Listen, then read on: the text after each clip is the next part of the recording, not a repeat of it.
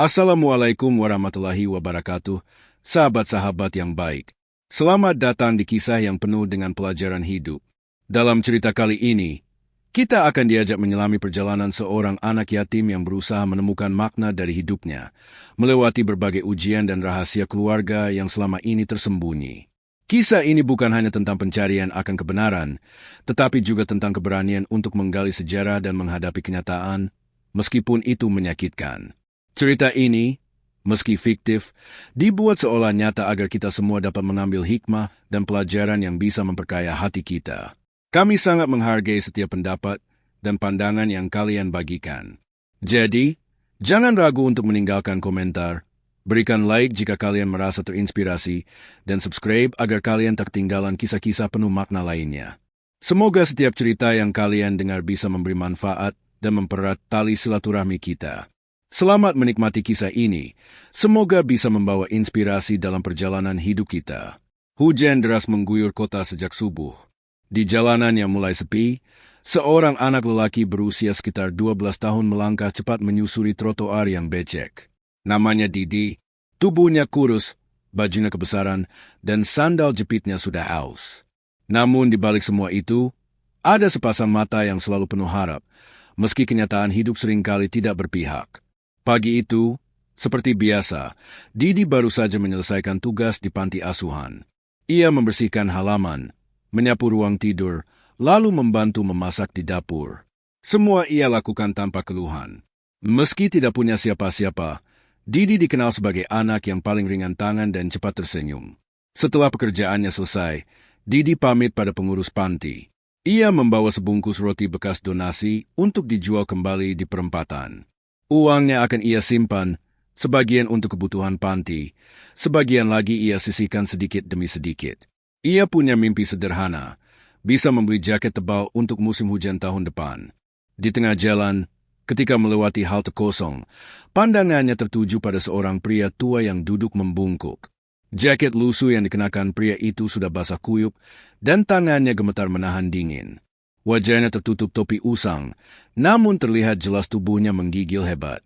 Tanpa ragu, Didi mendekat dan membuka plastik roti yang ia bawa. "Pak, mau roti? Ini masih enak kok," ucapnya lembut sambil menyodorkan sepotong. Pria itu mendongak perlahan. Matanya menatap Didi dengan heran. Sesaat kemudian, ia mengambil roti itu dengan tangan yang masih bergetar. "Terima kasih, Nak." Suaranya parau, nyaris tak terdengar. Didi melepas jaket tipisnya dan menaruh di pundak pria itu. Dingin mulai menusuk tubuhnya sendiri. Tapi ia hanya tersenyum, lalu duduk menemani pria itu sambil menunggu hujan mereda. Beberapa orang berlalu lalang, menoleh sebentar lalu melanjutkan perjalanan. Tak satu pun berhenti. "Namamu siapa?" tanya pria itu lirih. "Didi, Pak, saya tinggal di panti dekat pasar," jawabnya. Pria itu mengangguk. Tatapannya menyimpan sesuatu yang tak diucapkan. Ia hanya berkata, "Kau sangat mengingatkanku pada seseorang." Seketika itu, hujan mulai mereda. Pria itu berdiri perlahan, menghela napas panjang. "Terima kasih, Didi. Kau telah menolong lebih dari yang kau tahu," ucapnya sebelum berlalu menyusuri gang sempit.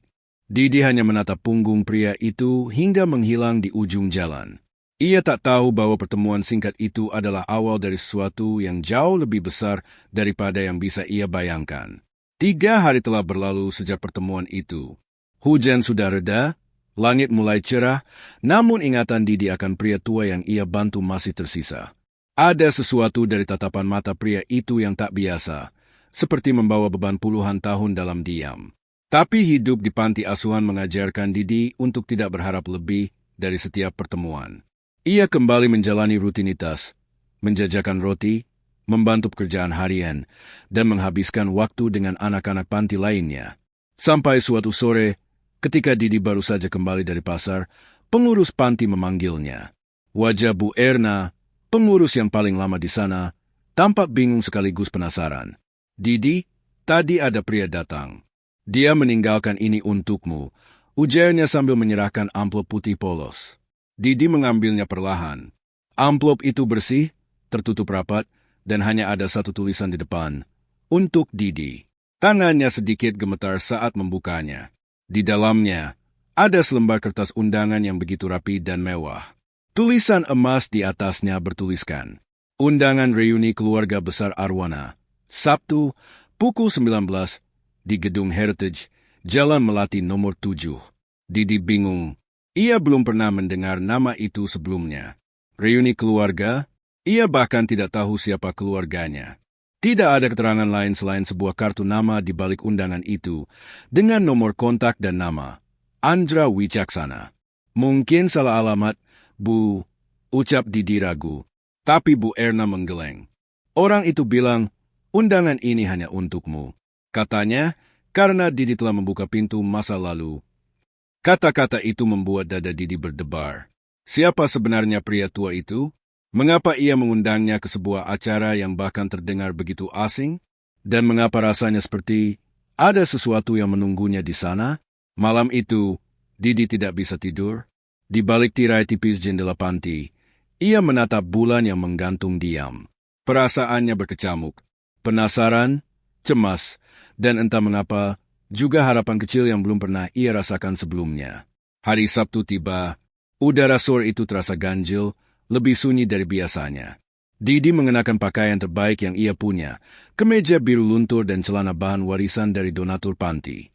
Sepatu hitamnya sudah sedikit mengelupas di bagian ujung, tapi telah ia semir dengan arang agar tampak lebih pantas.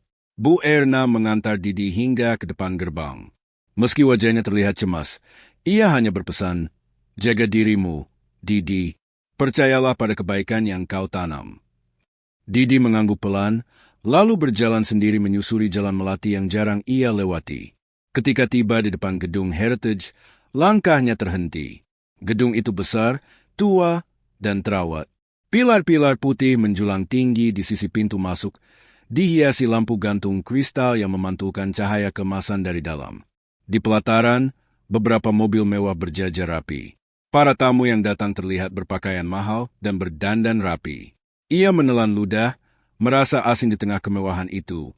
Seorang pria berseragam hitam berdiri di pintu masuk dan menatapnya tajam.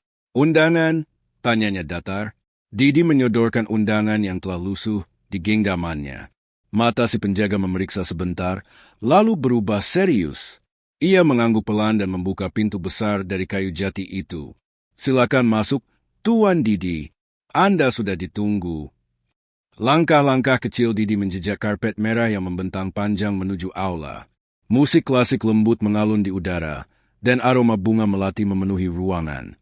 Di dalam, meja-meja bundar tersusun rapi, dipenuhi tamu yang tengah bercengkrama. Beberapa kepala menoleh ketika Didi masuk, sebagian tampak bingung, sebagian lagi hanya menatap sekilas lalu kembali berbicara. Tiba-tiba, seseorang menghampirinya. Seorang pria berkacamata dengan jas biru tua dan rambut yang disisir rapi. "Didi, akhirnya kamu datang." Suaranya tenang, namun penuh rasa. Didi mengangguk sopan. "Bapak siapa?" Pria itu tersenyum samar. "Namaku Andra. Aku yang mengirimkan undangan itu.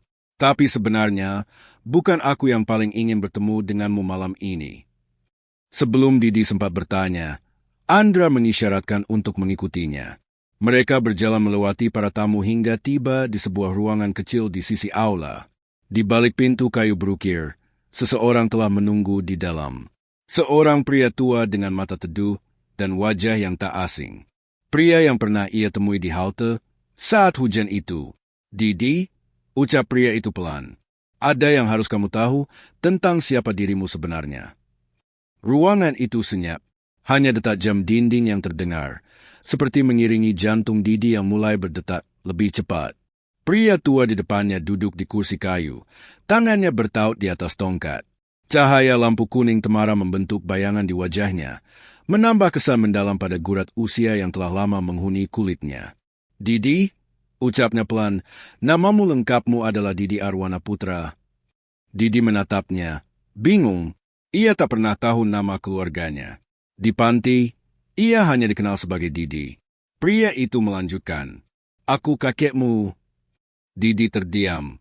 Ia mencoba menyerap kata-kata itu, tapi rasanya seperti mimpi. Tak masuk akal. Hidupnya selama ini dipenuhi tanda tanya, Dan kini sebuah jawaban muncul begitu saja, datang dari seseorang yang hanya dikenalnya sebagai pria tua di halte. Ayahmu adalah anak tunggalku, Arman Arwana, lanjut sang kakek. Ia meninggal dalam kecelakaan saat kau masih bayi. Ibumu meninggal saat melahirkanmu. Tapi waktu itu, keluargaku menolak keberadaanmu. Didi mengerutkan kening. Kenapa? Sang kakek menunduk dalam. Kami terpukul, terlalu terpukul, dan kami salah, sangat salah. Kami menyalahkanmu atas kehilangan mereka berdua. Kami membiarkanmu pergi ke panti tanpa pernah mencarimu kembali. Andra, pria berkacamata itu, berdiri di samping Didi. Tapi waktu mengubah segalanya. Kakekmu mulai menyesal, terutama setelah ia jatuh sakit. Dan saat hujan itu, ketika kau memberikan roti dan jaketmu, ia tahu Allah telah mempertemukan kalian kembali. Didi menunduk, matanya mulai berkaca. Hidup selama ini tanpa keluarga membuatnya terbiasa dengan kehilangan. Tapi hari itu, kata-kata yang selama ini hanya bisa ia dengar dalam mimpi, tentang ayah, ibu, dan kakek, mengalir begitu nyata. Sang kakek meraih saku dalam jasnya, lalu mengeluarkan sebuah benda kecil. Sebuah liontin tua berbentuk bulan sabit. Ini peninggalan ayahmu. Ia ingin memberikannya padamu suatu hari nanti. Aku yang seharusnya menyimpannya untukmu. Tapi aku malah menghilang. Didi menerima liontin itu dengan tangan gemetar. Ada ukiran kecil di permukaannya. Untuk putraku, penerus cahaya keluarga.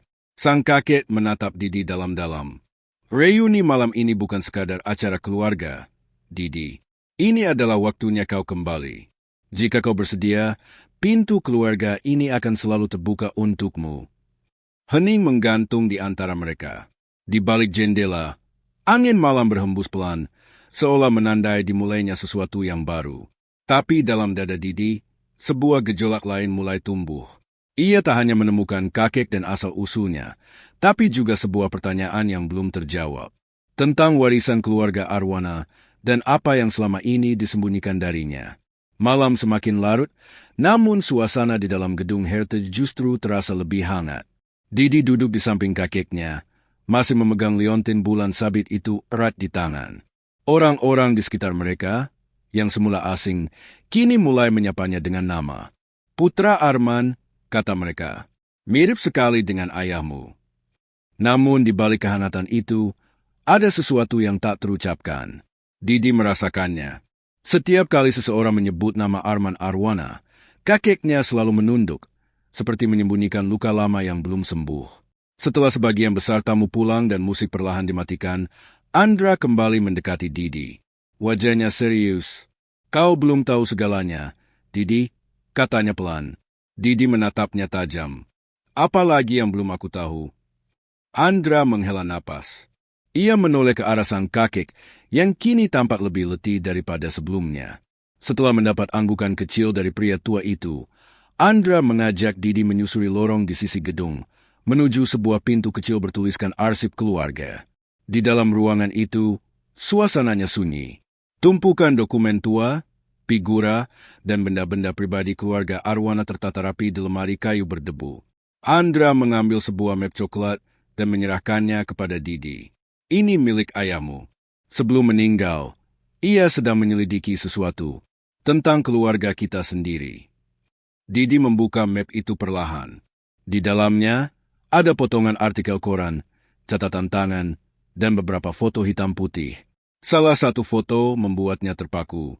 Sebuah rumah tua terbakar hebat dengan tulisan di bawahnya. Tragedi silam di Villa Arwana, 1997. Apa ini? Tanya Didi nyaris berbisik. Andra menatapnya dalam. Itu villa lama milik kakekmu. Tempat yang seharusnya jadi warisan utama keluarga Arwana. Tapi terbakar misterius. Beberapa orang percaya itu bukan kecelakaan. Didi membalik lembaran lain. Ada catatan tangan ayahnya yang penuh coretan. Bukti-bukti mengarah ke dalam keluarga. Seseorang ingin menghapus jejak. Tapi kenapa? Andra melanjutkan. Ayahmu hampir menemukan sesuatu yang besar. Tapi sebelum ia sempat mengungkap semuanya, kecelakaan itu terjadi. Suasana ruangan mendadak dingin. Liontin bulan sabit di genggaman Didi terasa berat, seolah menyimpan sejarah yang belum selesai. Ia sadar, reuni ini bukan hanya tentang menemukan keluarga, melainkan tentang menguak warisan yang selama ini ditutupi. Dan malam itu, Didi akhirnya paham, ia tidak sedang pulang ke rumah. Ia sedang melangkah masuk ke dalam pusaran misteri yang menanti untuk diungkap. Pagi hari setelah reuni, kabut tipis masih menyelimuti halaman belakang rumah keluarga Arwana. Di tengah kesunyian itulah Didi berdiri, memandangi arah matahari terbit.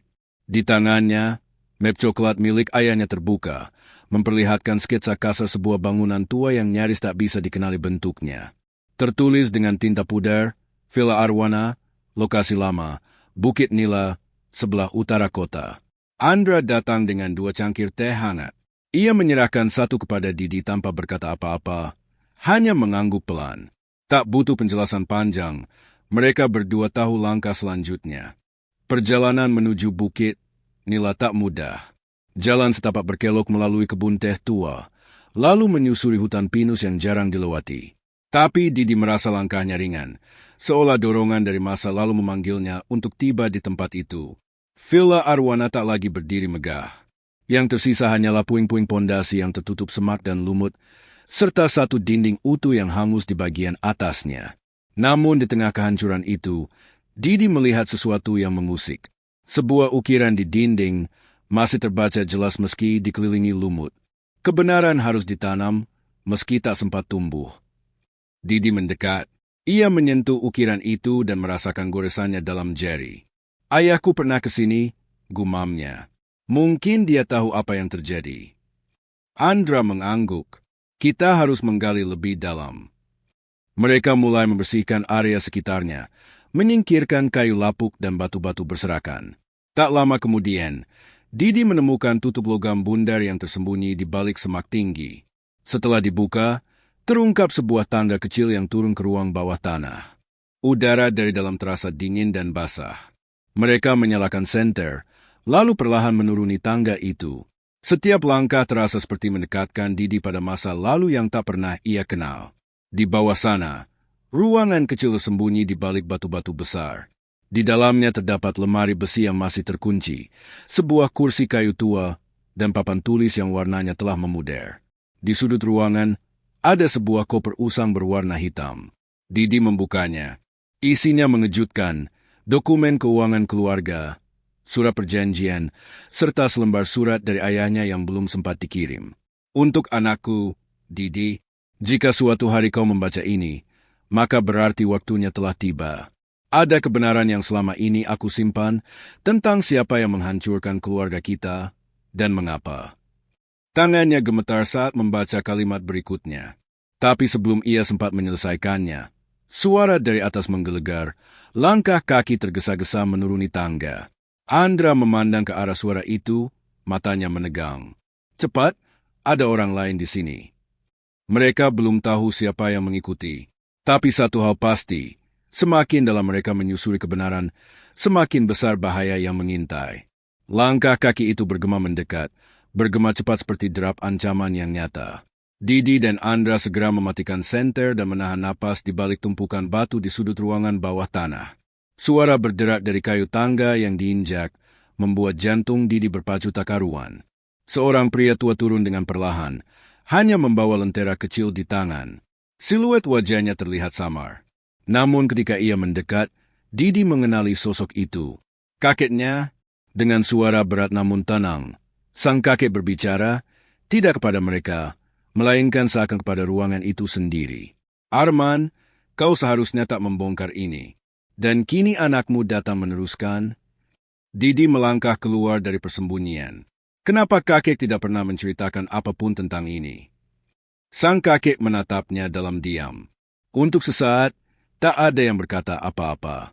Hanya suara angin dari celah tangga yang menambah mencekam suasana. Aku mencoba melindungi kalian. Akhirnya kakek berkata, ayahmu menemukan bahwa ada penggelapan besar yang terjadi di balik perusahaan keluarga kita. Ia ingin membongkarnya. Tapi jika itu terjadi, nama Arwana akan jatuh. Orang-orang yang dulu membantu mendirikan semuanya akan dianggap pengkhianat. Didi tak bisa menyembunyikan gejolak dalam dadanya. Jadi ayahku, ia dibunuh? Sang kakek menghela napas panjang. Tidak, tapi ia dihadapkan pada pilihan. Terus menggali kebenaran atau menjaga kehormatan keluarga. Ia memilih yang pertama, dan kehilangan segalanya, termasuk kepercayaanku.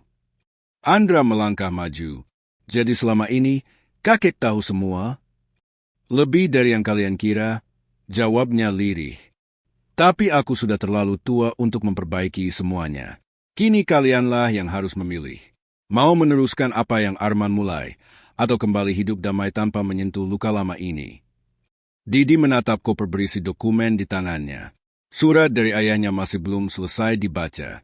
Tapi ia merasa seluruh hidupnya telah mengarah ke momen ini. Ia tidak mencari harta, tidak pula kejayaan nama Arwana. Ia hanya ingin tahu siapa sebenarnya dirinya. Dan apa yang selama ini dikorbankan oleh sosok ayah yang tak sempat ia kenal lebih lama. Tanpa berkata apa-apa, Didi memeluk koper itu, lalu memandang kakeknya yang perlahan-lahan berbalik, menaiki tangga kembali tanpa kata. Seolah memahami bahwa waktu miliknya telah berakhir, dan perjalanan kini berada di tangan cucunya. Di luar villa, mentari sore menerobos celah pohonan, menciptakan siluet cahaya yang hangat.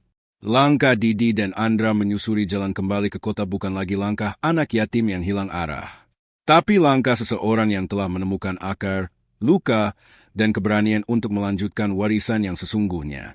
Reuni itu akhirnya lengkap, bukan karena berkumpulnya keluarga, tapi karena hati yang terhubung lewat kebenaran. Dan di tengah semilir angin senja, liontin bulan sabit di dada Didi berkilau sekali lagi. Cerita ini mengajarkan bahwa kebaikan, kesetiaan pada keluarga, dan keberanian menegakkan kebenaran adalah warisan yang jauh lebih berharga daripada harta atau nama besar. Meskipun masa lalu seringkali diselimuti luka dan rahasia, kebenaran akan menemukan jalannya kepada hati yang tulus. Sebagaimana firman Allah dalam Al-Quran. Dan katakanlah, kebenaran itu datangnya dari Tuhanmu, maka barang siapa yang ingin beriman, hendaklah ia beriman, dan barang siapa yang ingin kafir, biarlah ia kafir. Quran Surat Al-Kahfi ayat 29. Kisah ini adalah cerita fiktif yang dibuat seolah nyata, semata-mata untuk diambil hikmah dan pelajaran hidupnya. Jika cerita ini menyentuh hati kamu, silakan like, tuliskan komentarmu di bawah, dan jangan lupa subscribe agar tidak ketinggalan kisah-kisah penuh makna berikutnya. Terima kasih telah menyimak sampai akhir. Semoga Allah senantiasa memberkahi setiap langkah kita dalam menempuh kebaikan.